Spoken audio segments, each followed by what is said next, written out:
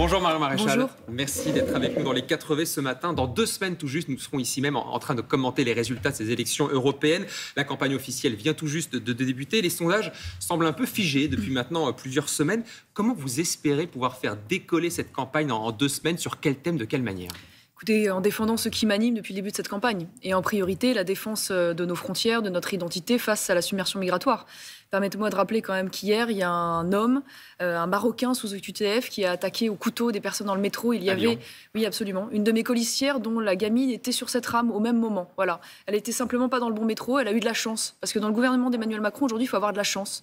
Voilà. Et quand je vois que la même semaine, une femme de 82 ans a été agressée par un Algérien déjà connu des services de police, qu'une étudiante a été violée par un Algérien sous OQTF, je considère que Gérald Darmanin et M. Dupond-Moretti devraient avoir honte. Voilà.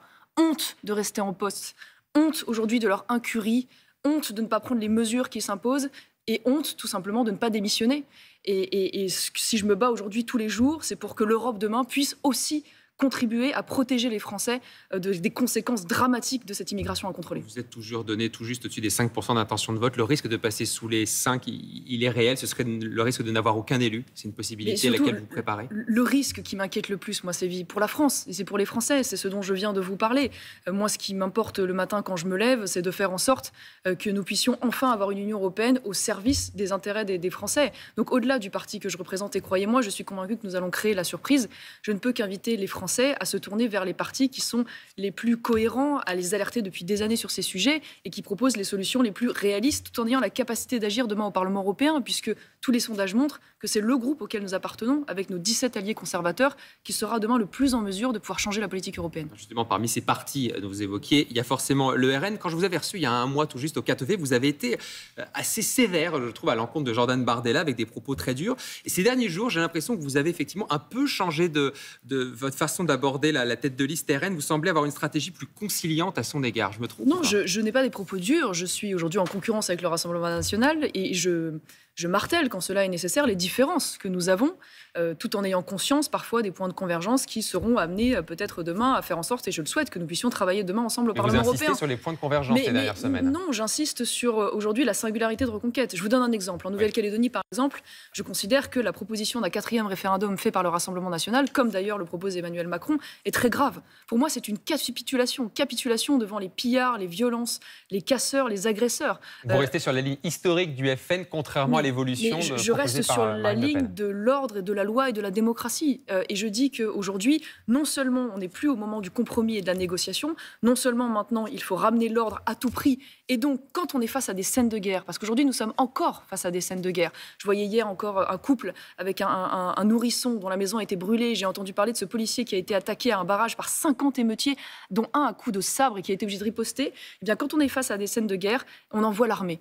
Donc je le dis, je considère qu'aujourd'hui la réponse du gouvernement n'est pas à la hauteur. Il faut activer l'article 36 de la Constitution, il faut activer l'état de siège et faire en sorte qu'il y ait des missions aujourd'hui de maintien de l'ordre qui soient assurées par notre armée. Parce que ce qui se passe aujourd'hui en Nouvelle-Calédonie est regardé par une partie de la Seine-Saint-Denis. Et croyez-moi que la faiblesse de l'État, la faiblesse de l'autorité de l'État risque d'avoir des répercussions extrêmement graves vis-à-vis de ceux qui peuvent voir aujourd'hui, à travers cette faiblesse, la possibilité de pouvoir subvertir la situation et mettre en danger les Français. Et donc lever l'état d'urgence comme c'est prévu ce soir à 20h heure de Paris, pour vous, c'est pas une bonne idée?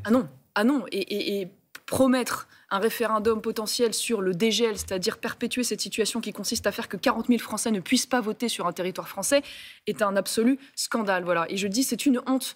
Une honte pour les 2 gendarmes qui sont morts, une honte pour aujourd'hui ces commerçants qui ont tout perdu, une honte pour ces familles qui se terrent avec leurs gamins et qui ont peur et qui sont obligés d'assurer eux-mêmes, il faut imaginer ce qui est en train de se passer, eux-mêmes leur sécurité parce que l'État n'est pas là pour le faire. Mais vous évoquiez effectivement la Seine-Saint-Denis en comparaison avec la Nouvelle-Calédonie. Vous pensez que, je ne sais pas ce qui se passe en Nouvelle-Calédonie pour arriver en Seine-Saint-Denis? Ah si, écoutez, je vois le même genre de discours. On trouve des justifications au fait que des jeunes aujourd'hui agressent, attaquent, brûlent, cassent, volent des télés, des baskets, le tout sur fond de haine anti-française et de racisme anti-blanc. Ça ne vous rappelle rien?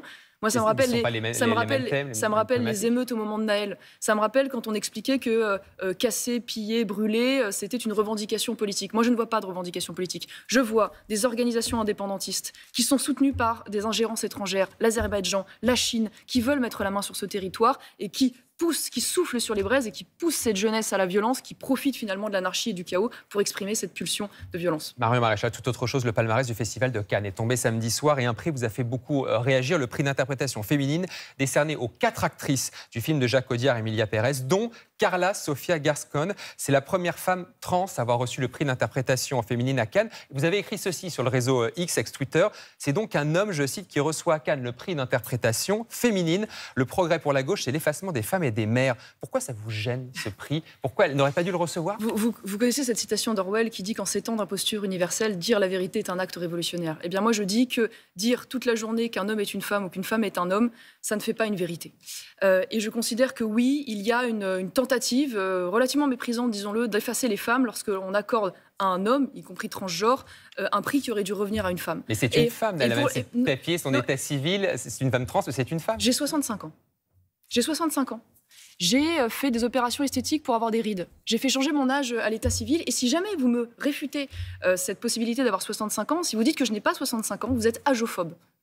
Donc on va vous dire que là vous êtes transphobe. Voilà, vous refusez aux personnes trans. Vous voyez l'absurdité du raisonnement. Aujourd'hui, on nous impose de croire à un mensonge. Voilà, si cette personne a envie de ressembler à une femme, c'est son droit le plus strict. Mais donc vous dites je suis transphobe. Mais arrêtons de nous imposer de croire qu'il s'agit là d'une femme et arrêtons de nous obliger à dire qu'il s'agit là d'une femme. Non, une femme, c'est une réalité biologique. Voilà, je suis une femme et je considère qu'il est particulièrement méprisant aujourd'hui, une fois de plus, de remplacer les femmes dans des titres ou des domaines ou des missions qui leur est réservé, parce qu'aujourd'hui, ça tient relativement dans le sport, mais pour combien de temps ? Pour combien de temps si on continue d'avancer là-dessus? Donc non, je ne considère pas que c'est transphobe, je considère que ça a simplement rappelé une vérité. D'accord, donc vous êtes en tout cas opposé au changement de genre de certaines personnes Non, je dis les personnes sont parfaitement libres de le faire, mais arrêtons que la société arrête de considérer cela comme une réalité biologique et donc cela entraîne, une fois de plus, le remplacement des femmes dans des récompenses qui devraient leur revenir. Un autre thème pour terminer, Marion Maréchal, la ligne du RN qui semble indéboulonnable en tête des sondages pour ces européennes. Et justement, l'idée d'un débat entre Marine Le Pen et Emmanuel Macron revient un petit peu dans l'actualité. Emmanuel Macron l'a reproposé ce week-end dans Le Parisien. Ça peut être utile, un débat de ce type, à 2 semaines du scrutin? Non, je ne le crois pas. Je pense que chacun a vu ce grand débat qui consiste à imaginer qu'il n'y a pas d'autre perspective que ce duel dans ces élections européennes. Moi, je le rappelle, les élections européennes, c'est un scrutin proportionnel à un tour où il faut faire 5% pour avoir des élus. Donc, qui vote pour ses convictions aura des élus. Et donc, je ne peux qu'inviter les personnes à se tourner vers nous, parce que moi, le regret que j'ai dans ce débat, c'est qu'à aucun moment, il n'a été abordé le sujet de l'islamisation. Par exemple, aujourd'hui, qui nous menace. Il n'a été abordé le sujet, justement, du wokisme ou de l'activisme LGBT. N'a été abordé aujourd'hui les dérives de l'assistanat et du coût que cela représente pour la société. Et donc, je constate, oui, que beaucoup de sujets sont passés à côté et que ces sujets, aujourd'hui, nous, notre liste de droite les porte. Vous offrez en tout cas, vous avez des débats pour le faire avec tous les candidats et ce sera encore le cas sur France 2.